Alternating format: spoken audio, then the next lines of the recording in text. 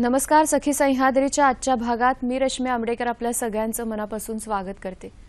मुलं ही देवाघरची फुलं असतात हे तर आपल्याला माहिती आहे. बरीच वर्षापासून आपण हे म्हणत आलो आहोत. पण त्यासाठी म्हणजे ही मुलं छान फुलांसारखी दिसण्यासाठी कळी रूपात असताना त्यांचं संगोपन नीट होणं फार गरजेचं असतं. आणि नेमकं हेच काही मुलांच्या बाबतीत घडत नाही.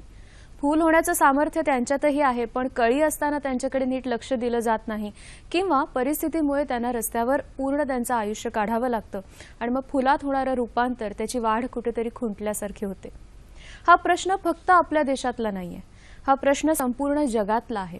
आणि आजचा दिवस या रस्त्यावरची जी राहणारी मुलं आहेत त्यांच्यासाठी संपूर्ण जगभर पाळला जातो. आज आपण ह्याच विषयावर बोलणार आहोत. नेमकी त्यांची परिस्थिती का अशी होते, त्याच्यापासून त्यांना बाहेर कसं आपण काढू शकतो, या सगळ्याबद्दल चर्चा होणार आहे आजच्या कार्यक्रमामध्ये. आजचा आपला विषय आहे उमलू द्या कळ्यांना. या शीर्षकाखाली रस्त्यावरची मुलं, त्यांच्या समस्या, त्यांचे प्रश्न या सगळ्यावर बोलण्यासाठी आपल्याबरोबर आहेत लेखिका आणि समाजसेविका रेणू गावस्कर मॅडम. नमस्कार रेणुताई, कार्यक्रमात तुमचं मनापासून स्वागत करते. एकंदरीत आजचा दिवस संपूर्ण जगभर का पाळला जातो आणि त्याची कारणं काय आहेत, ती समस्या कशी असते, ह्या सगळ्याबद्दल आपण बोलणार आहोत. आणि आपल्या प्रेक्षकांना सुद्धा त्या अनुषंगाने जरूर काही प्रश्न विचारायचे असतील, काही सांगायचं असेल, आम्हाला तुम्ही जरूर फोन करू शकता. त्यासाठी आपले दूरध्वनी क्रमांक आहेत 24908050, 24988050, 022 आपला एसटीडी कोड आहे. मुंबई बाहेरून जी मंडळी फोन कॉल्स करणार आहेत त्यांच्यासाठी आणि मोबाईलच्या माध्यमातून जी संपर्क साधणार आहेत त्यांच्यासाठी. फोन कराल तेव्हा टीव्हीचा आवाज पूर्णतः बंद ठेवण्याचा प्रयत्न करा, जेणेकरून तुमचे प्रश्न इथपर्यंत व्यवस्थित पोहोचतील. आणि आजचा जो आपला विषय आहे उमलू द्या कळ्यांना, रस्त्यावर राहणारी मुलं, तिथे त्यांचं बालपण संपूर्णतः व्यतीत होत असतं.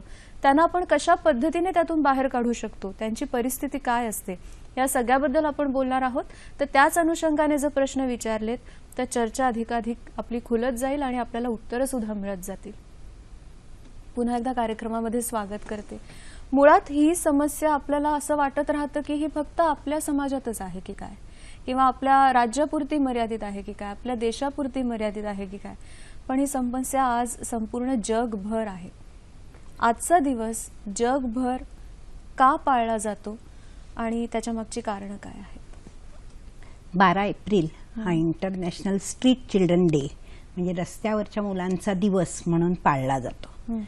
तर आपण जर रश्मी याचा इतिहास बघितला तर 100 वर्षांपूर्वी जे पहिलं महायुद्ध झालं तेव्हापासून म्हणजे इतकी कारणं आहेत, पण युद्धाने मी सुरुवात करते की इतक्या प्रकार मुलं निर्वासित होतात, त्यांचे आई वडील गेलेले असतात आणि तेव्हापासून ती जे त्यांच्या आयुष्याची परवड व्हायला सुरुवात होते ना, ते याचं प्रमुख कारण आहे. आत्ता जर तू त्या 100 वर्षानंतर आजच्या दिवसाला आलीस ना तर तुझ्या असं लक्षात येईल की जो भीषण दुष्काळ महाराष्ट्रात पडलाय त्यामुळे असा ओघ चालू आहे, ओघ जिथे महानगरांमध्ये की मुलं येत आहेत, ती काम शोधतायत, ती खाणं शोधतायत, ती पिणं शोधतायत, ती कधी आपल्या आई वडिलांना सोडून आलेली आहेत, कुटुंबाला सोडून आली आहेत, ती कधी कुटुंबाला धरून आलेली आहेत. पण त्याला खरं अगदी मराठीत तुला सांगू का, एकच शब्द, परवड होते आयुष्याची.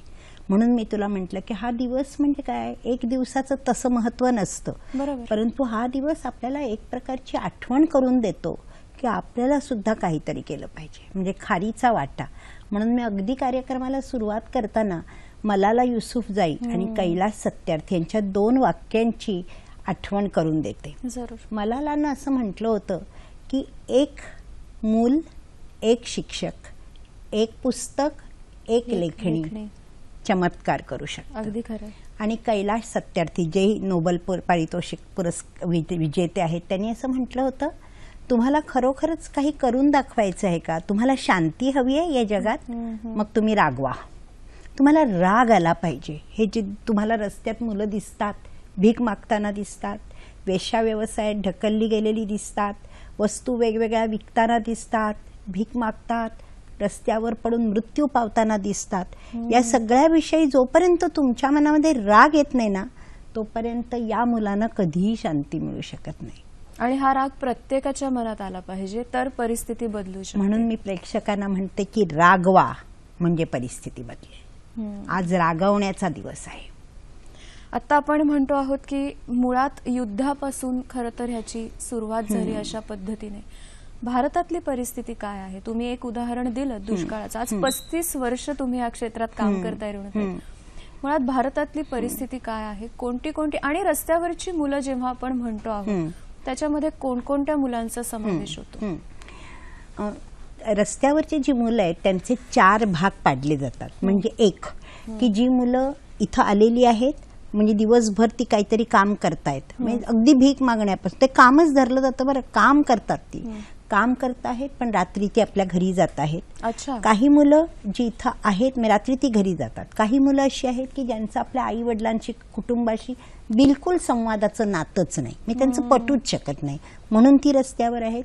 तिसरी आहेत की कुटुंबासकट असंख्य माणसं आज रस्त्यावर आहेत, ती कुटुंब रस्त्यावर आहेत, ती मुलं रस्त्यावर आहेत. आणि चौथा जो सगळ्यात महत्त्वाचा आपल्यासाठी आहे ना रश्मी, तो म्हणजे मूल अगदी सर्वस्वी एकटं आलेलं आहे, सर्वस्वी एकटं. त्याचं कारण मी तुला सांगतेच, पण ते सर्वस्वी एकटं आलं आहे आणि म्हणून ते खूप घाबरलेलं आहे, खूप असहाय्य आहे, खूप मदतीविना आहे. तर ह्याची कारणं जर समजा मी तुला सांगितली तर तुला म्हणजे इतकी ती व्हेरिड ज्याला म्हणतो इतकी वेगवेगळी आहेत ना. उदाहरण घ्यायचं तर अभ्यास केलेला नाहीये, परीक्षेत कमी मार्क मिळालाय, घरी जाऊन मार बसणार आहे. एखादी छोटीशी चोरी केली आहे, घरी जाऊन वडील ठोक देणार आहेत. या कल्पनेने असंख्य मुलं आलेली आहेत. आणि शेवटचं टोक मी तुला सांगते, म्हणजे हे अगदी क्षुल्लक वाटतं की नाही तुला, कारण की परीक्षेत मार्क मला कमी मिळालेले आहेत आणि त्या घरी जाऊन भयंकर मला मार बसणार. मूल पळून येतं आणि शेवटचं टोक त्याचं असं आहे की मी कुठेही राहीन पण घरी राहणार नाही. हे अतिशय रखरखीत असं वास्तव आहे की रस्त्यावर राहिल्यानंतर जे अन्न माझ्या वाट्याला येतं, जो शेल्टर, जो आसरा माझ्या वाट्याला येतो, जे कपडे मला मिळतात ते माझ्या घरी मिळणाऱ्यापेक्षा खूपच चांगले आहेत. बापरे. इतकं रखरखीत वास्तव मुलाचं आहे की ते मूल म्हणतं काही झालं तरी मला परत घरी जायचं नाही, मी घराचा पत्ता नाही सांगणार, कारण जे मला घरी मिळतं त्यापेक्षा हे जे मी फुटपाथवर राहतोय, रस्त्यावर राहतोय, एकटा राहतोय, काम करतोय आणि मिळवतोय ते बरं आहे. इतकं दारिद्र्य हे भारतातलं, पण हे भारतातलं नाही हा मी म्हणणार. बांगलादेशमध्ये समस्या आहे, पाकिस्तानात आहे, अफगाणिस्तानात आहे, सिरियात आहे, जिथं जिथं म्हणून अस्वस्थता आहे.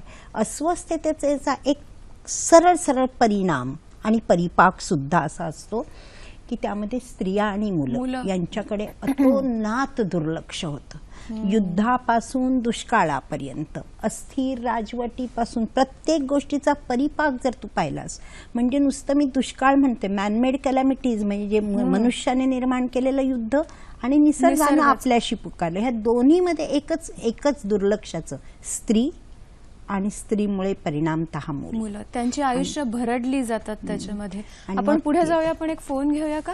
मीरा भालेराव आपल्याशी बोलतायत. नमस्कार. नमस्कार. बोला. हॅलो मीराताई. हा, रस्त्यावरच्या मुलासाठी शिक्षणासंबंधी महाराष्ट्र शासनाचा काही उपक्रम आहे का? बर, धन्यवाद. काय सांगाल?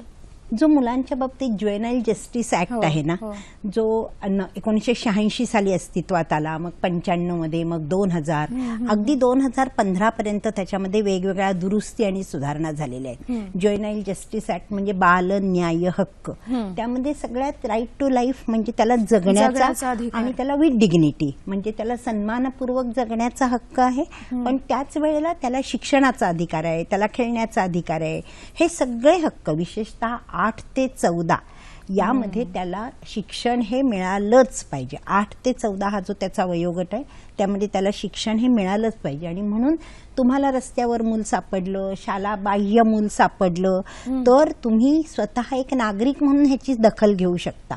कुठल्याही शाळेमध्ये म्हणजे महानगरपालिकांच्या शाळांमध्ये, नगर परिषदाच्या शाळांमध्ये, जिल्हा परिषद, तुम्ही त्याला नेऊ शकता शाळेमध्ये. शाळेमध्ये त्याला प्रवेश मिळाला पाहिजे, कारण 8 ते 14 हा सगळ्या मुलांचा शिक्षणाचा काळ आहे आणि त्यामध्ये शासनाची संपूर्णपणे सहकार्याची भूमिका आहे. ती म्हणजे मुलाला त्याची फी आकारता कामा नये. आता तुम्ही बघितलं असेल तर महानगरपालिकेच्या त्याला पौष्टिक आहार मिळू शकतो, त्याला गणवेश मिळू शकतो, सर्व संपूर्ण सोय, कारण मूल शिकलं पाहिजे. राईट टू लाईफ मध्ये राईट टू एज्युकेट, शिक्षणाचा हक्क हा मूलभूत हक्क आहे त्याचा. बरोबर. रवींद्र कुडाळकर आपल्याशी बोलतायत. नमस्कार. नमस्कार. माझे 3 प्रश्न आहेत मॅडमला. पहिला प्रश्न असा आहे की पालकांचंच जर आपण पुनर्वसन केलं आणि समुपदेशन सकारात्मक केलं तर ही मुलं रस्त्यावर येणार नाही, याबद्दल काय मत आहे आपलं? दुसरं मला असं विचारायचं आहे की रस्त्यावरच्या या मुलांना आणि मुलींना प्रेम, सहवास, चांगले मित्र आणि चांगले संस्कार लाभले तर नक्की त्यांचं जीवन विकास होऊ शकतो, याबद्दल सांगावं. आणि तिसरं असं की ही जी मुलं आलेली आहेत रस्त्यावर त्यांना काही जे शिक्षण घेतील, पण काहींनी शिक्षण जर नाही घेतलं तर स्वयंरोजगाराच्या माध्यमातून त्यांचं जीवन समृद्ध करता येईल, याबद्दल सांगावं. धन्यवाद. बरं, धन्यवाद. पालकांचं पुनर्वसन आणि प्रेम, सहवास, मित्र, संस्कार ह्याच्याबद्दल काय सांगाल तुम्ही आधी? आता हे 3ही प्रश्न यांचे आहेत ना, ते एकमेकांमध्ये गुंतलेले आहेत. बरोबर आहे. आता पालकांचं पुनर्वसन म्हणजे काय, मी जसं आता सांगितलं की अनेक प्रकारच्या आपत्ती कोसळत असतात आणि ह्या आपत्तींमध्ये सापडलेल्या माणसांची संख्या इतकी प्रचंड आहे. जसं आता आपण पाहिलं की पाणी नाही म्हणून लातूरहून येणारी माणसं, आपण पाहिलं की शेतकऱ्यांच्या आत्महत्या जो कळीचा प्रश्न आहे, पण या व्यतिरिक्त सुद्धा खूप प्रश्न असतात. म्हणजे जसं मी म्हटलं की एखादा मुलगा असतो ना, त्याच्या वडिलांचं छत्र अचानक दूर होतं किंवा त्याच्या आईचा त्याग केला जातो वडिलांकडून, मग कुटुंबाचं अजिबात सहाय्य त्याला मिळत नाही. आणखीन एक मी थोडंसं परिघाबाहेर जाऊन उदाहरण देते की वेश्या व्यवसायात येणाऱ्या ज्या मुली असतात तर त्या मुली कुठून कुठून आलेल्या असतात न, त्यांना भाषा समजत असते, त्यांना कोणीतरी खोटं सांगितलेलं असतं की आम्ही तुम्हाला इथं नोकरी देणार आहे. मग हे जे इथून एकदा आल्या ना की परतीच्या वाटा बंद होऊन जातात. कारण वात्सल्य, प्रेम, केअर, प्रोटेक्शन ह्या सगळ्या नंतरच्या बाबी आहेत. मुळामध्ये अन्नाचा प्रश्न असतो, अन्नाचा, आणि तो सोडवायला पाहिजे असेल ना तर आपण, मी आता सांगू इच्छिते की केवळ शासनावर नाहीच आपल्याला अवलंबून राहता येणार. आपल्याला प्रत्येक माणसाला याच्याबद्दल सजग व्हायला पाहिजे की मी खारीचा वाटा म्हणून काय करू शकतो. म्हणजे मी एक उदाहरण देते. रश्मी, आपण एखाद्या हॉटेलमध्ये जेवून बाहेर येत असतो आणि बाहेर आपल्याला एक रस्त्यावरचं मूल दिसतं जे फुगे विकत असतं. आपल्याकडे लहान मूल नसतं म्हणून आपण म्हणतो चले मी तुझ्याकडून काही घेऊन येईल. याच्याऐवजी जर आपण त्याला नाव विचारलं, आपण त्याला शाळेत येतोस का विचारलं, आपण त्याच्या गाठी भेटी घेतल्या तर कदाचित हे मूल येऊ शकतं. ते काही वेळ काम करून सुरुवातीला काही वेळ शाळेत येऊ शकतं. म्हणजे हे जो प्रेम, वात्सल्य वगैरे ह्या ज्या सगळ्या भावना आहेत ना त्या आपल्याला पालकत्व घेऊन, ह्याला सामाजिक पालकत्व म्हणतात. आणि ज्या पालकत्वाबद्दल त्यांनी विचारलं की माझं स्वतःचं मूल आहे असं ज्यांनी विचारलं तर त्यामध्ये जाणीव जागृतीचा खूप मोठा भाग आहे ना गं. म्हणजे मी जे दारिद्र्य रेषेखाली लोक आहेत त्यांच्यामध्ये एक मी असं निरीक्षण केलंय की ते आपल्या मुलाला नावाने सुद्धा हाक मारत नाहीत ना कितीदा. तेवढी सुद्धा एनर्जी, उत्साह त्यांच्यामध्ये नसतो. त्यामुळे तो खूपच असा कॉम्प्लेक्स प्रश्न आहे. आणि तिसऱ्या प्रश्नाकडे मी जाते की समजा सगळी मुलं शिक्षण घेऊ शकत नाहीत तर व्यावसायिक शिक्षणाचं काय. तर हे शालेय याच्यावर सुरू झालं पाहिजे खरे, पण पुष्कळदा मग आपला असा हे होतं की त्यांनी मग काम केलं पाहिजे. काम करण्याकडे खूप, कारण कोवळ्या वयातली मुलं अशी छोटी छोटी काम करताना आपल्याला दिसतात. शिक्षणाचा अधिकार म्हणजे काय तर अत्यंत निर्भर, मोकळ्या, निर्भयतेनं त्यानं शिकलं पाहिजे. आणि मला विचारशील तर त्याच्यामध्ये राईट टू प्ले आलं पाहिजे. मुलांनी खेळलं पाहिजे. खेळणं हा त्याचा सर्वात मूलभूत. ह्या कामाच्या गडबडीत काय होतं माहितीये, आपण त्याचा खेळण्याचा हक्कच हिरावून घेतो. बालपण त्याचं हिरावून घेतो. मी नेहमी म्हणते माझं मूल आहे ना, आमचं ते एकदम लहान असतं मग एकदम म्हातारं होऊन जातं. खरी गोष्ट. मधल्या कुठल्याही स्टेजेस त्याच्यासाठी उपलब्ध नाहीत बघा. आणि त्याच उपलब्ध आपण कशा करू शकतो. सामाजिक पालकत्व ही कोणा एकाची जबाबदारी नाहीये, ती सगळ्यांची जबाबदारी आहे. आपण एकंदरीत बोलत होतो की रस्त्यावरची मुलं या सदरामध्ये ती का येतात, त्याच्या मागची कारणं कोणती आहेत आणि रस्त्यावरची मुलं ह्या संज्ञेमध्ये कोणाकोणाचा समावेश होतो इथपर्यंत आपण मगाशी आलो होतो. कोणत्या कोणत्या समस्यांना या मुलांना सामोरं जावं लागतं. समस्या म्हणजे काय, नुसत्याच समस्याच आहेत. समस्याच आहेत. त्याच्या निराकरणाबद्दल जेवढा विचार शासकीय पातळीवर व्हायला पाहिजे, मानवी पातळीवर व्हायला पाहिजे, सामाजिक पातळी अजिबात झालेला नाही. अजिबात. मी तुला काही उदाहरणं देते त्याची. म्हणजे जसं की फिजिकल अब्यूज ज्याला आपण म्हणतो, म्हणजे त्यांना पुष्कळ मारलं जातं किंवा आपापसात पण खूप मारामाऱ्या होतात. कारण तू बघ की एखादं वडीलधारण असणं ही त्यांची सर्वात मोठी समस्या आहे ग. वडीलधारच नाही, कोणी त्याला थांबवणारं नाही, नियंत्रण नाही. म्हणून पुष्कळशी रस्त्यावरची मुलं आहेत ना, ते आजूबाजूची जी झोपडपट्टी असते ना त्याच्यातली एखाद्या दयाळू स्त्रीचा शोध घेतात बरं का, आणि तो आपला पालक आहे असं समजायला लागतात. इतकी मोठी गरज आहे. प्रत्येक लहान मुलाला ना ही सगळ्यात मोठी त्याची मानसिक गरज आहे की मला आई असावी, मला वडील असावेत, आणि समजा ते कोणी नसलं तर मला प्रेम करणारं कोणीतरी पाहिजे, प्रेम करणारं पाहिजे. जी गरज माझ्या सुद्धा वयात मला आहे ती एखाद्या 8-10 वर्षाच्या त्याहून लहान मुलाला केवढी असेल. म्हणून फिजिकल अब्यूज मोठा आहे, म्हणजे मारणं, इतरांनी मारणं, वडीलधाऱ्यांनी मारणं, आपापसात मारणं. पण सगळ्यात मोठी समस्या जर रस्त्यावरचं मूल काय करतं माहितीये, त्याचा सामना व्हर्बल अब्यूज ज्याला म्हणतात, म्हणजे शाब्दिक मार. शाब्दिक त्याचा कोण अधिक्षेप करत नाही ग रश्मी, कोण तू आणि मी प्रत्येक वेळी करतो ना. रस्त्यावर आपल्याकडे काहीतरी मागायला आणि विकायला आलेलं मूल, आपण काय शब्दामध्ये त्याच्याशी व्यवहार करतो नाही, म्हणजे सगळीकडे त्याचा अधिक्षेप आहे, सगळीकडून त्याची हकालपट्टी आहे. सगळ्या म्हणजे पोलिसांपासून सामान्य नागरिकापर्यंत प्रत्येक जण त्याचा अपमान करतो. मानापमानाच्या कल्पनाच संपतात ना. आपण फक्त अपमान झेलण्यासाठी आहोत अशी भावना या मुलांची होते. ही सगळ्यात दुःखद गोष्ट. मी तुम्हाला अडवते हे सांगत असताना, कुठेतरी अलीकडे आणि पलीकडे असे दोन तट आहेत. म्हणजे त्या मुलांना नेहमी पलीकडे ठेवलं जातं. अलीकडची सगळी मंडळी, ती मुलं कशी दिसतात, त्यांचं राहणीमान, ती कशी अस्वच्छ वाटतात, हेच मुळात डोक्यात ठेवून त्यांच्याशी वागत असतात का? आणि आपण कुठेतरी ती मुलं आहेत असं मानलं पाहिजे, किंवा दिसतंय आपल्याला ती लहान आहेत तसं आपल्याला वागलं पाहिजे. म्हणजे मी तुला त्याच्या पलीकडे जाऊन सांगेन, ती मुलं अस्वच्छ असतात हे खरं आहे, त्यांच्या अंगावरच्या कपड्यांच्या कित्येकदा चिंध्या झालेल्या असतात हे खरं आहे. पण मग तू मला सांग की मुळामध्ये आपण त्यांना पलीकडे बघण्यापेक्षा त्यांना ह्या सुविधा द्यायला पाहिजेत की नको. म्हणजे मी तुला 1-2 उदाहरणं देते की अंघोळीला पाणी नाही, टॉयलेट्स नाहीत, कपडे धुवायची सोय नाही, अंघोळीची नाही, या सगळं पैसे कुठे ठेवायचे, दिवसभर काम केले पैसे कुठे ठेवायचे माहीत नाही, कारण त्याची चोरी होऊ शकते. तर ह्या सगळ्या समस्यातून शेवटच्या मी ह्याच्याकडे असे येते, मी ह्या ज्या समस्यांचा परिपाक आहे ना तो त्यांना अतिशय गंभीर स्वरूपाचे असे सामाजिक आणि मानसशास्त्रीय प्रश्न असतात. आणि त्याचा तुला मी सांगते की अनेक वेळा मुलं खूप, ज्याला अग्रेशन म्हणतात, म्हणजे आक्रमक असतात ही मुलं. मग ती कधी ड्रग्ज घ्यायला मागे पुढे बघणार नाहीत, एखाद्या व्यसनाच्या आहारी जायला, वेश्याव्यवस्थित जायला ती कमी करणार नाहीत, ती काही साध्या साध्या कारणावरून मारामारी करतात. पण ती तशी नसतात ग, ती तशी नसतात. त्यांना ते अग्रेशन, ती आक्रमकता अशासाठी दाखवावी लागते की मी घाबरलेलो नाहीये. पण खरं सांगू का ग रश्मी, ती अत्यंत घाबरलेली असतात. एक क्षण कुठला तरी असा असेल की ते सगळं गळून पडत असेल आणि त्यांच्यातलं मूल हेच खऱ्या अर्थाने खरं आहे. इतक्या मुलांच्या सहवासात आले ना. हो ना. तुमचा अनुभव 35 वर्षांचा खूप मोठा आहे. मुळात मला थोडंसं वेगळं विचारायचं की ह्या मुलांकडे किंवा ह्या मुलांबरोबर राहावं हे तुम्हाला का वाटलं, आणि तुमच्या अनुभवाबद्दल सांगा आम्हाला. नाही, मी खरं तर टप्प्याटप्प्यानी याच्याकडे आले. मी असं नाही म्हणणार. ही वाट कशी आहे सांगू का रश्मी तुला. तुम्ही एकदा याच्यात येता, म्हणजे माझे आई वडील मी जेव्हा 25शीत होते तेव्हा 6 महिन्याच्या अवधीत ते एका पाठोपाठ गेले. तोपर्यंत मी नेहमी म्हणते की अनाथ हा शब्द मला माहित होता, त्याचा अर्थ नव्हता माहिती. तो अर्थ समजायला त्या दाहक अनुभवातून जायला लागतं. मग मी यात आले. पण ही वाट कशी आहे, तुम्ही आत जाऊ शकता, याच्यात बाहेर येऊ शकत नाही. बरोबर. हा, म्हणजे आता हे माझं आयुष्यच आहे. मी काही हे काम करते असं मला कधीच नाही वाटत.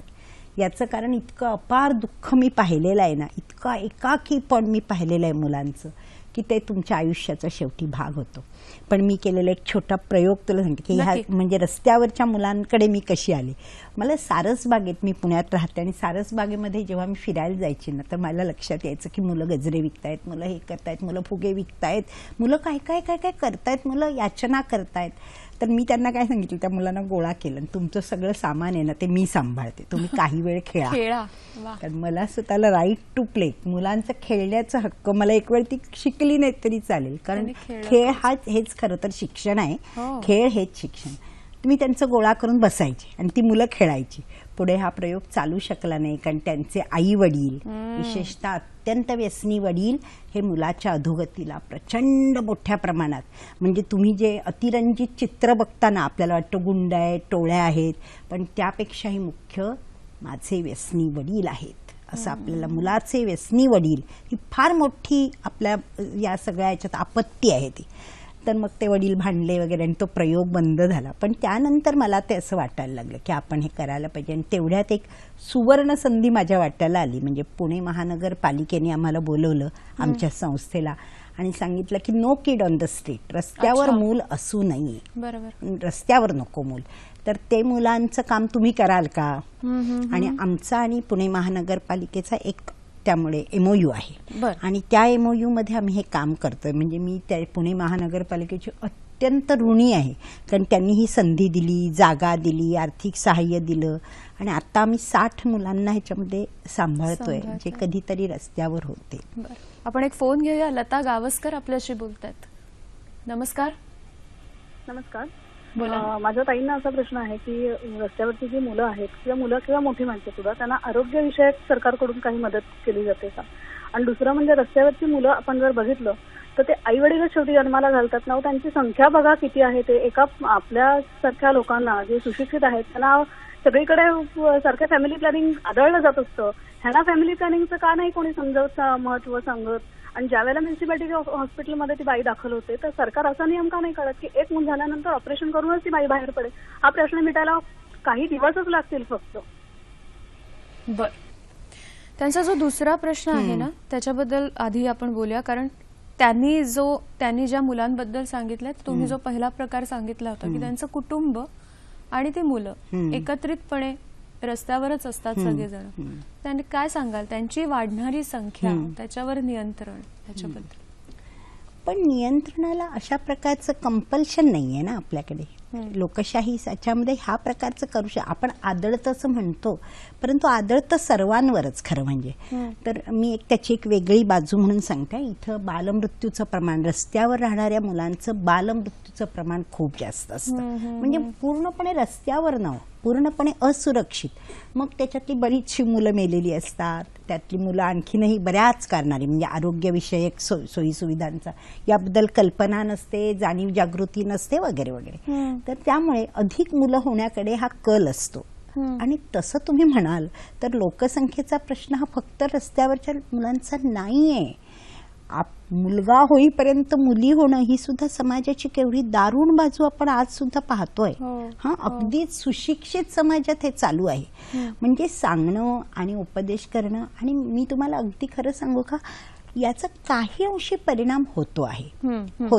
म्हणजे काही ठिकाणी आमच्या पालकांना 7 आणि 8 मुलं झालेली आम्ही पाहतो, पण काही ठिकाणी पालक कमी त्याची संख्या करतायत. पण एकंदरीतच ना, कामाला जास्त हात असणं, शिक्षणाचा संपूर्ण अभाव आणि मग ती मुलं झाली तर काय, ती आपापल्या याच्यावर वाढतच असतात. त्याचे बऱ्याचदा मुलंच स्वतःची जबाबदारी घेत असतात, नव्हे कुटुंबाची सुद्धा कित्येकदा घेताना दिसतात. तर शिक्षण हे झालं पाहिजे आणि ते इतकं लगेच होण्यासारखंच नाहीये. बरोबर. त्यांचा जो प्रश्न आहे आरोग्याबद्दलचा, त्याच्याकडे आपण येऊया. आपण एक वापीहून फोन आहे. रुचिरा बोलतायत आपल्याशी. नमस्कार रुचिरा. हा, नमस्कार मॅडम. मी रुचिरा जोशी बोलते वापीहून. हा मॅडम, मी दमण राहते. सलग प्रश्न विचारा. हा, मी दमण या एरियाच्या जवळ राहते. तर मी नेहमी इथे, हॅलो, मी दमण मध्ये राहते, दमणच्या जवळ. तर मी असं पाहिलंय कायम की इथे म्हणजे नवरे सगळे दारुडे असतात. म्हणजे आणि ज्या बायका तर त्यांना खूप मुलं वगैरे असतात आणि त्या मुलांचे म्हणजे प्रश्न असतात, खूप ते कामाला वगैरे लागतात. पण आता एस्पेशली ज्या 15 वगैरे वर्षाच्या मुली असतात, तितकं अर्धवट वय असतं, नक्की काही करत नाही, घरात घाणेरडं वातावरण, आणि त्यांचं लवकर लग्न होतात आणि परत ते एका दारुड्याशी लग्न करतात. तर मग मी एकदा माझ्याकडे असा प्रयत्न केला की मी तुला शिकवते, नाही पण आपण काही करू शकत नाही. तर म्हणजे ऍज अ पर्सन नुसती क्यू नकोय, मला आता काहीतरी करायचंय. तर काय करू शकतो? आणि खूप संताप येतो की नेहमी बायका सफर होतात आणि ते मारामारी आणि घरात ते, म्हणजे काही संध्याकाळी करू शकतो का, म्हणजे काय करू शकतो? आधीच्या आपल्या ज्या 2 प्रेक्षकांचे प्रश्न होते, आरोग्य आणि रुचिराताईंचा एक प्रश्न होता, त्याच्याकडे आपण वळूया. पण डॉक्टर प्राजक्ता मुळे आपल्याशी बोलतात. नमस्कार, बोला. यांच्या संस्थेमध्ये किती वर्षापर्यंत मुलांना किंवा मुलींना सांभाळलं जातं आणि त्याच्यानंतर त्यांना एम्प्लॉयमेंट मिळत नसेल तर एखादी चांगली घरगुती काम करणारी चुणचुणी स्वच्छ मुलगी असेल तर आम्ही जरूर तिला आमच्या घरी आश्रय देऊ. म्हणजे अशी आम्हाला पण गरज आहे ना या वयामध्ये. तर असं परमिशन आहे का आणि त्यांचा संपर्क नंबर या दोन गोष्टी सांगितलं तर उत्तम. Thank you very much. संपर्काचा नंबर कार्यक्रमाच्या नंतरच तुम्हाला मिळू शकतो निश्चित. तुम्ही आता ज्या क्रमांकांवर फोन केले आहेत तिथेच कार्यक्रमानंतर पण फोन करा. रेणुताईंचा संपर्क क्रमांक तुम्हाला तिथे नंतर मिळेलच. त्यांनी जो प्रश्न विचारला की किती वर्षापर्यंत तुमच्या संस्थेमध्ये त्यांना ठेवलं जातं आणि अशा प्रकारे जर कोणी तयारी दाखवली एखाद्या मुलीला आपल्या घरी घेऊन जायची तर ते शक्य आहे का? आधी 18 वर्षापर्यंत मुलाला कामच करू देता का? म्हणजे त्याचा तो जो शिक्षणाचा काप, मी 14 आधी म्हटलं 8 ते 14, पण नंतर सुद्धा त्याचा शिक्षणाचा किंवा तिचा शिक्षणाचा काळ चालू राहतो. आणि त्याच्यानंतर खरोखरच एखाद्या कामाच्या साठी हे केलं तर हरकत नाही, काहीच हरकत नाही. मला व्यसनाच्या प्रश्नाकडे जरूर आपण आता त्या दोन गोष्टींकडे येऊयात की जो मधला म्हणजे वापीहून जो आपल्याला फोन कॉल आला होता की अडनिड्या वयातल्या मुली त्यांचं पण लग्न खूप लवकर होतं आणि पुन्हा ते व्यसनी माणसाशीच होतं. हे सगळं दुष्टचक्र जे आहे त्याच्याबद्दल तुम्ही काय सांगा? व्यसन ही आपल्या समाजातली सर्वात मोठी समस्या आहे, सर्वात मोठी. म्हणजे हे जे मद्यासक्त लोक आहेत ना किंवा आता ड्रग अब्युझर सुद्धा खूप आहेत, तर हे लोक इतरांचं म्हणजे आसपासच्या कमीत कमी 20 लोकांचं आयुष्य बर्बाद करत असतात. आता त्यांनी जो प्रश्न विचारला की आपल्या घराच्या शेजारी असतात, रोज भांडणं चाललेली असतात, तर म्हणजे एक तर पोलिसांची मदत सहज मिळू शकते याबद्दल. दुसरं म्हणजे आपण ना एकटे या प्रश्नांना भिडता नाही. समजा आता वस्ती पातळीवर हा प्रश्न आहे तर मग त्या लोकांना तयार केलं पाहिजे, म्हणजे त्या लोकांचा सहभाग असला पाहिजे. म्हणजे मी एका केलेल्या प्रयोगाचा उल्लेख करते की एका बाईला तो नवरा रोज घराबाहेर रात्रभर उभा करायचा, कारण तो खूप दारू प्यायलेला असायचा. मग आम्ही काय केलं की त्या वस्तीतल्या लोकांना सांगितलं की तुम्ही हे त्याला प्रश्न विचारा की तू नाही बाहेर उभं करू शकत, बायकोला मुलांना नाही उभं करू शकत. मग त्या पुरुष म्हणाले की नाही, त्या बाईचा नवरा म्हणतो तुमचंच काहीतरी आहे की काय त्या बाईशी. मग आम्ही म्हटलं की त्याच्यामध्ये महिलांचा सहभाग घ्या, सगळे मिळून जा आणि त्याला विचारा की तू हे नाहीच करू शकत. तर हा जो संयुक्त जबाबदारीचं भान आहे ना, ही गोष्ट एकटा माणूस करणं थोडंसं अवघड आहे. पण हे जे व्यसनी लोक असतात हे आतनं इतके भित्रे असतात की त्यांना जर असा सज्जड दम सगळ्यांनी मिळून दिला तर त्याचा परिणाम होतो की आम्हाला हे चालणार नाही. किंवा मुलं शाळेत गेली पाहिजेत, ही जी मुलं बाहेर शाळेत जात नाहीत ना त्याचा आग्रह आपण धरायला पाहिजे. पण त्याहीपेक्षा रश्मी एका महत्वाच्या मुद्द्याकडे लक्ष वेधते की असंख्य मुलं या प्रयत्नातून शाळेत जातात. म्हणजे पुण्यात जिथे सर्कशी उभ्या राहतात तिथली मुलं ही काही वर्ष सुद्धा तिथं राहू शकतात आणि त्यांना आपण शाळेत नेतो. प्रश्न असा आहे की शाळा त्यांना आकर्षक वाटते की नाही, शाळा त्यांना टिकवून धरू शकते की नाही. अनेक वेळा असं तुम्ही मुलाला नेऊन सोडता पण तो पुढे काय होतं ते मूल काही काळातच शाळेत जाईन असं होतं. ह्याच्या मागचं कारण असं आहे का की फार कमी वयामध्ये पैसे कमवणं किंवा त्याचं जे एक सवय म्हणूया त्या मुलांना सुद्धा लागलेली असते, त्याचा कुठेतरी परिणाम एखाद आपण कारण म्हणू शकतो? त्याचं एक कारण, संपूर्ण कारण नाही. मुलांना शाळेत जायला आवडतं, मुलं शाळेत जातात, परंतु तिथलं जे काही चाललं आहे ना ते त्यांना समजलं तर पाहिजे ना.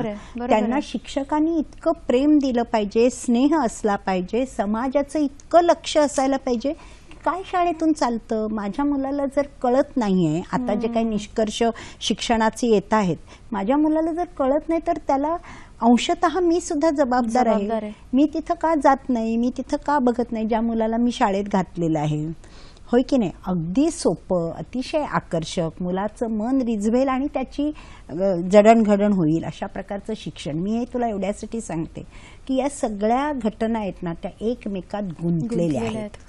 म्हणजे माझं मूल शाळेत शिकतं की नाही, माझ्या मुलाला घरी मार बसत तर नाही ना, माझं मूल काम करत नाही ना, ही सगळी एक प्रकारची साखळी आहे. आणि जोपर्यंत समाज, शासन हे सजग असत नाही, जोपर्यंत आपल्याला ही भावना असत नाही की माझ्या मुलाचे इंटरेस्ट जसे मी करते सेफगार्ड, माझं मूल तसंच हे माझं मूल आहे, हे मी जसं तुला आधी म्हटलं की सामाजिक पालकत्वाची ही संकल्पना आहे, हे जोपर्यंत होत नाही ना तोपर्यंत काही गोष्टी अवघड आहेत. अलीकडे पलीकडेचा हा मुद्दा पूर्णतः दूर झाला पाहिजे. आणि दुसरी गोष्ट तुम्ही जे म्हणत होतात की सातत्य असणं, म्हणजे आपण फक्त एक गोष्ट केली आणि बाजूला झालो असं करता कामा नये.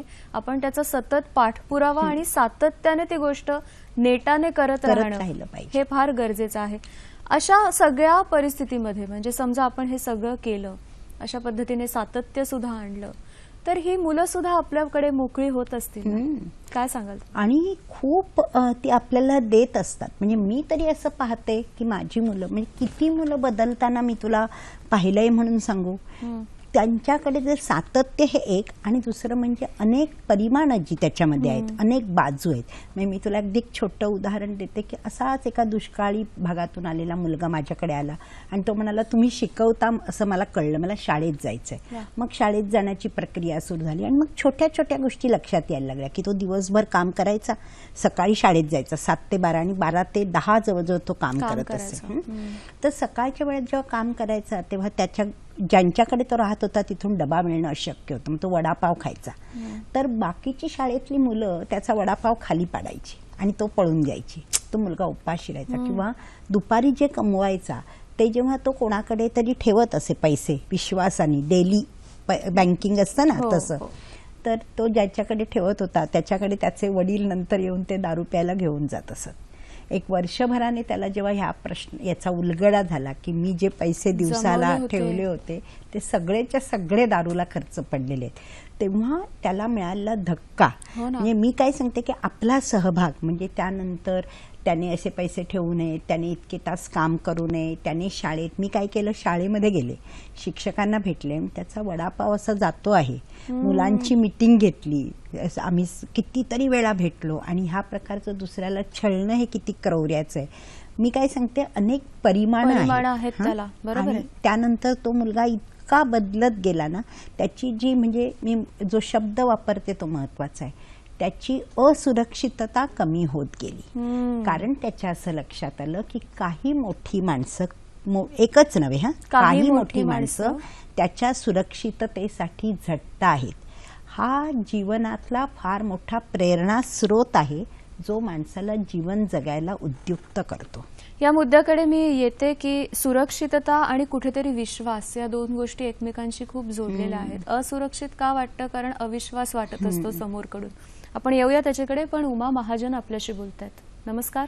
नमस्कार. आता आपण जे वर्णन करता आहे मुलांची दयनीय अवस्था बघून मन हेलावून गेलं. ते रागवण्यापेक्षा पेटून उठलं पाहिजे. काय तर आमचे सामाजिक कर्तव्य आहे बाबा. सामाजिक जाण ठेवून मला सुद्धा ताई असं वाटतं की फार नाही, एक आभाळ फाटलंय, एक तुकडा तरी जोडावा असं वाटतं. त्यासाठी मी काय करू, माझं वय 70 आहे, मी गोरेगावला राहते, माझ्या 4 मैत्रिणींना घेऊन मला थोडं तरी काहीतरी मुलांसाठी करायचं आहे. काय करू, कोणाचे संपर्क साधू आणि कसं करू, तुमचं मला मार्गदर्शन पाहिजे. धन्यवाद उमाताई. आजच्या संपूर्ण कार्यक्रमामध्ये आपण त्याच अनुषंगाने बोलतो आहोत की आपण इंडिव्हिज्युअल स्तरावर किंवा सगळ्यांच्या जोडीने, सगळ्यांना बरोबर घेऊन आपण या मुलांसाठी थोडं का होईना, जेणेकरून त्यांचं आयुष्य सुकर होण्याच्या मार्गावर लागेल, त्याच्यासाठी आपण काय करू शकतो आहोत त्याच्याबद्दल आपण बोलतो आहोत. तुम्ही अधिक काय सांगाल? म्हणजे जसं मी ज्युएनाइल जस्टिस ऍक्टचा उल्लेख केला होता की आपल्याला हे बघायला पाहिजे की मूल रस्त्यावर का आहे, ते काम करत आहे का, आणि काम करत असल्यामुळे त्याचा शिक्षणावर अतिशय प्रतिकूल परिणाम होतो आहे का. मुलाला वारंवार भेटणं, त्याच्या आम्ही नेहमी, म्हणजे मी तरी नेहमी असं केलं की मुलाला वडिलांना भेटण्याच्या आधी आईला वारंवार भेटणं. कारण मला असं म्हणावंसं वाटतं की आई ही आई आहे. अगदी खरं. आणि आई आहे ना, तिला लवकर हे सगळं समजू शकतं. म्हणजे आमची तरी ही मुलं येण्यामागची जर पूर्वपीठिका पाहिली ना, तर आम्ही वारंवार आईला भेटत राहिलो. आम्ही वारंवार आईला हे सांगत राहिलो की तुझ्या मुलांनी काम करणं हे योग्य नाहीये.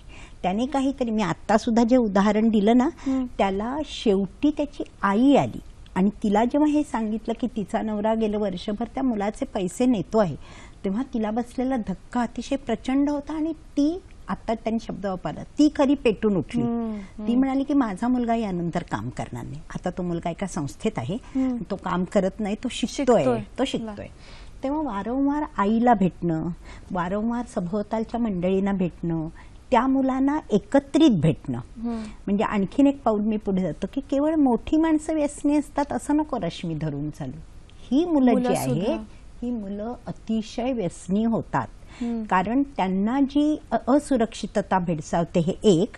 आणि दुसरं कारण सांगते मी तुला, पैसे ठेवणार कुठे कमावलेले ते झटपट खर्च झाले पाहिजे. तुला सलाम बॉम्बे जर आठवत असेल किंवा स्लम डॉग मिलियनेअर आठवत असेल तर ह्यामध्ये ही समस्या आहे बघ. त्यांना माहित नाही पैसे कुठेही ठेवले तरी ते चोरीस जाणार आहेत. मग त्यापेक्षा ते पटकन खर्च झाले पाहिजेत. यातून व्यसनांना खूप सुरुवात होते. ही मुलं कुठली व्यसनं करतात, त्यांना व्यसनाबद्दलचं समुपदेशन करणं, त्यांच्या आईला भेटणं, ते कुठे राहतात, ते का शाळेत जात नाहीत, ते कुठलं काम करतात, यामध्ये समुपदेशनाचा खूप आपण पोलिसांची मदत घेऊ शकतो. आपण मी जसं म्हटलं तर शिक्षणाचा हक्क त्याला मिळायला पाहिजे याबद्दल जनजागरण करू शकतो. जवळच्या महानगरपालिकेच्या शाळांमध्ये जाऊन मुलांची व्यवस्था करू शकतो. एखाद्या संस्थेमध्ये मुलाची राहण्याची सोय होऊ शकते. जर ते अजिबात मी जसं तुला म्हटलं की अनेक प्रकारची मुलं आहेत जी मुलं काही मुलं अजिबात फॅमिली टाईज नाहीत म्हणजे कुटुंबांशी संबंध, त्या मुलांना आपण अशा तऱ्हेने संस्थेत ठेवू शकतो. जसं मी आता म्हटलं या मुलाला आम्ही नंतर ठेवलं कारण त्याला परत घरी जायचे मार्ग दुर्दैवाने नैसर्गिक आपत्तीने बंद झालेले होते. तर हे सगळंच्या सगळं आपण करू शकतो. आरोग्याबद्दल आपण अगदी थोडक्यात बोलूया की मगाशी जो प्रश्न विचारला होता की सरकारकडून यांच्या आरोग्याबद्दल काही होतं का, अगदी थोडक्यात काय सांगा. अगदी सरकारकडून होतं आणि अनेक व्हॉलंटरी बॉडीज सुद्धा हे काम करतात. मी तुला उदाहरणादाखल सांगते की आमचा आता एक मुलगा आहे त्याला टीबी झालेला आहे आणि तो पाठीच्या याच्यामध्ये झालेला आहे. तर आम्हाला दीनानाथ रुग्णालयाने इतकी मदत केली, काही लाखांचा तो प्रश्न होता पण रोटरी क्लबनी मदत केली, दीनानाथनी केली आणि त्या मुलाची सर्जरी अगदी यशस्वीपणे पार पडली. अशा अनेक स्तरांवर आर्थिक मदत होऊ शकते. आरोग्याबद्दल मोफत तपासणी होऊ शकते. उदाहरणार्थ हिमोग्लोबिनचं प्रमाण कमी असेल तर त्याची आपल्याला जाणीव होऊ शकते. म्हणजे ह्या मुलांमधल्या कमी आपल्याला माहिती असू शकतात आणि जसं मी तुला उल्लेख केला की महानगरपालिकेच्या शाळांमधून मिळते तसं अनेक तऱ्हेने आपल्याला अनेक रुग्णालयातून अशा प्रकारच्या पौष्टिक आहाराची सोय होऊ शकते. त्यामुळे ते प्रश्न नाहीत. आपण फक्त त्या मार्गावर त्या मुलांना तिथपर्यंत नेणं पाहिजे, ही जबाबदारी आपल्या सगळ्यांची आहे. एक महत्त्वाचा मुद्दा की हे सगळे जे प्रश्न आहेत ते समाजापर्यंत पोहोचणं हे फार गरजेचं असतं. आपल्यासारख्यांना कळत नाही की नेमकं त्यांच्या जगामध्ये काय चाललंय. आपण एक टॅग लावून मोकळे होत असतो पण नेमकं त्यांच्या जगात काय घडतं, काय त्यांची परिस्थिती आहे हे समाजापुढे आणण्याचं खूप महत्त्वाचं काम गेली अनेक वर्षांपासून वेगवेगळ्या लेखकांनी केलं आहे. दरवर्षी थीम असते असे जेव्हा जागतिक स्तरावर एखादा दिवस पाळला जातो तेव्हा यावर्षीची थीम आहे ओळख. या मुलांना सुद्धा स्वतःची एक ओळख आहे, आयडेंटिटी आहे. त्याच्याबद्दल काय सांगाल तुम्ही. हे मुळात सगळ्यांनी बिंबवलं पाहिजे की त्यांना स्वतंत्र, जशी माझी मला एक ओळख आहे, तुमची तुम्हाला ओळख आहे, तशी प्रत्येकाला स्वतःची ओळख असते. काय सांगाल. हे इतकं रश्मी खरं सोपं आहे ना. म्हणजे माझी ओळख म्हणजे माझं नाव आहे ना आधी. हो ना, मला नाव आहे. बरोबर. मी रस्त्यावर फक्त वस्तू विकणारा, रस्त्यावर राहणारा, चिंध्या पांघरणारा असा अगदी दुर्लक्षित घटक नाही ना समाजाचा. हे समजणं हीच किती महत्वाची गोष्ट आहे बघ. म्हणजे मी तरी जिथे जाते तिथे, जिथे मूल मला भेटतं तिथे मी त्याला नाव विचारते आधी. ते नाव विचारून म्हणजे किती छान नाव आहे तुझं, तुला कल्पना नाही इतका बदल मुलामध्ये होतो. तुझं नाव काय आणि ते नाव किती छान आहे असं मुलाला सांगणं. तू काय करतो, तू शाळेत येतोस का, घ्यायची का पुस्तकं, छोटे छोटे छोटे प्रश्न, छोटे प्रश्न आणि मुलाला एक प्रकारचं नवचैतन्य लाभतं. कारण तू हे लक्षात घे की तत्पूर्वी हे प्रश्नच नाही ना त्यांना कोणी विचारले. माझा मूल काय विकतं रस्त्यावर एवढीच फक्त माहिती आपल्याला असते पण त्याला त्याचं एक आयुष्य आहे, त्याला भूतकाळ आहे, त्याचा वर्तमान आहे आणि त्याला एक भविष्य आहे. याच्यामध्ये रस आहे का आपल्याला. आपल्याला रस आहे तो काय विकतो. मला तरी असं वाटतं की प्रत्येक व्यक्तीविषयी कुतूहल बाळगणं हीच त्याला आयडेंटिटी देण्याचा सर्वोत्तम मार्ग आहे. काय करतोस पेक्षा तू आधी कोण आहेस, तू कोण आहेस आणि हे जाणून घेण्यात मला खूप रस आहे असं मी त्याला दाखवणं म्हणजे खऱ्या अर्थाने दाखवणं, जेन्युइनली. मला खरंच असं नेहमी उत्सुकता वाटते. कुठून आला असेल, का इथे गेला असेल, शाळेत का जात नसेल, हे सगळं त्याला इतके त्यांचे ते काळे सावळे असे चेहरे उजळून निघतात ना.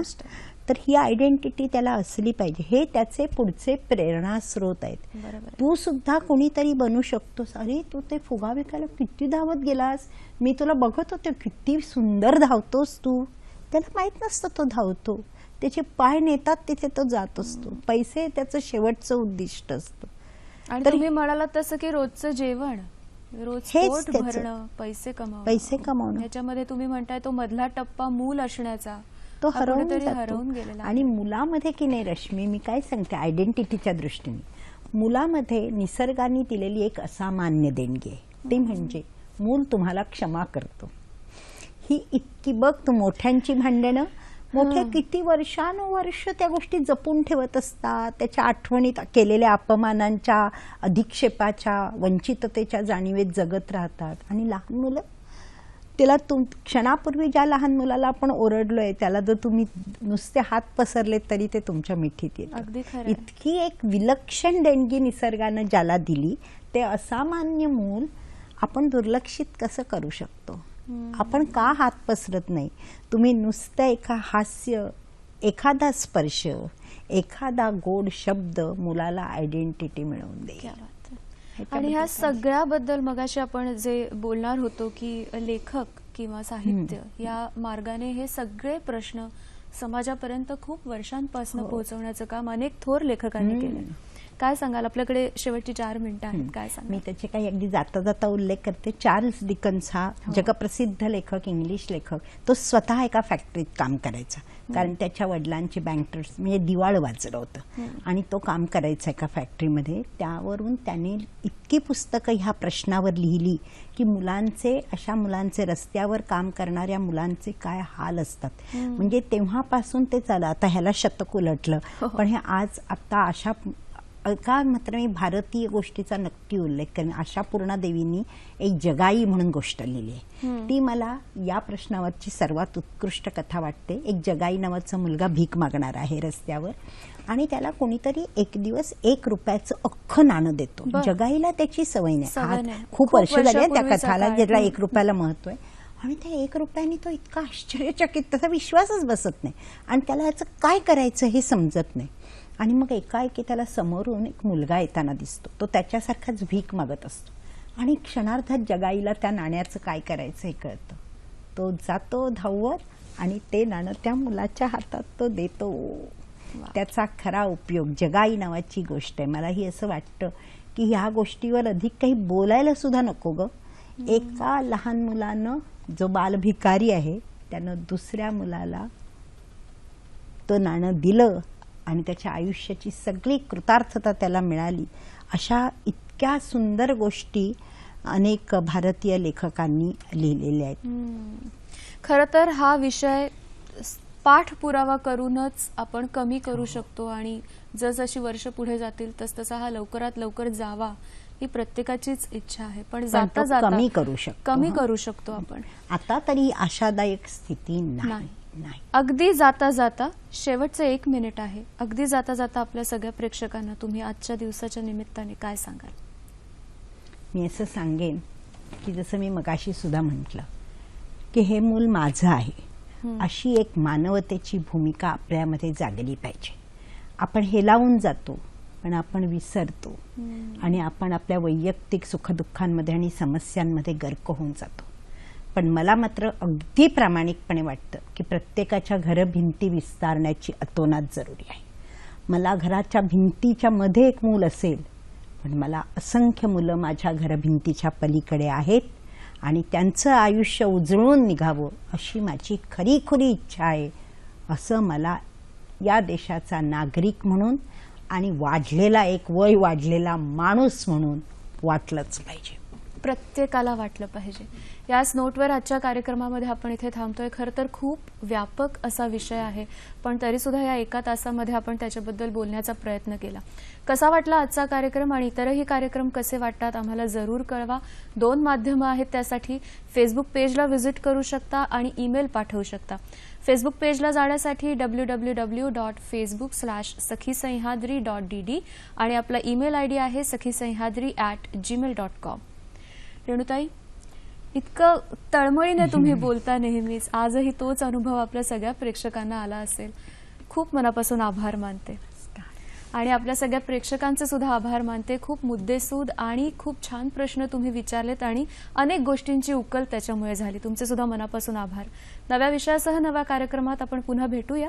आज मात्र इथेच थांबतोय. नमस्कार.